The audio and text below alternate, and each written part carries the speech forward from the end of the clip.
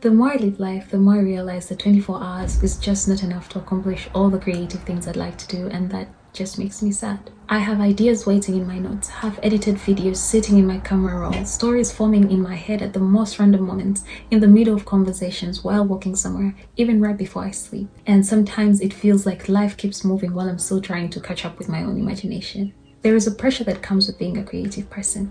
You see potential everywhere.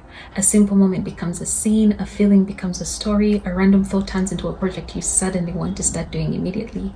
But always reality sets in, reminding me of the responsibilities, tiredness, time limits, and suddenly I'm faced with the uncomfortable truth that you can't create everything at once. I used to think that the solution was to move faster, wake up earlier, sleep later, multitask more, but the more I tried to squeeze creativity into every empty space, the more it started to feel heavy instead of joyful.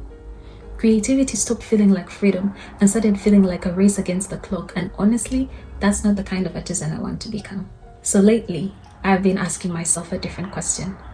What if creativity isn't about doing more, but about feeling more present in what I choose to do? And I'm slowly realizing that unfinished ideas aren't failures, and not every idea needs to become something right now. I'm also learning that rest is part of the process, even when it feels unproductive.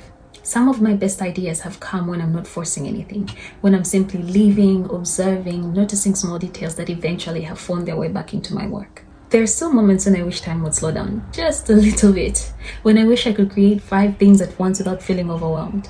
But I'm beginning to understand that limitation might actually be a gift.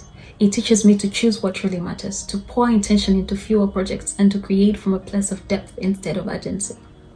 So yes, 24 hours may never be enough for me to do everything I want to do creatively. And yes, it still makes me sad. But it also reminds me that creativity isn't measured by how much I produce in a day. It's measured by how honestly I show up for these ideas.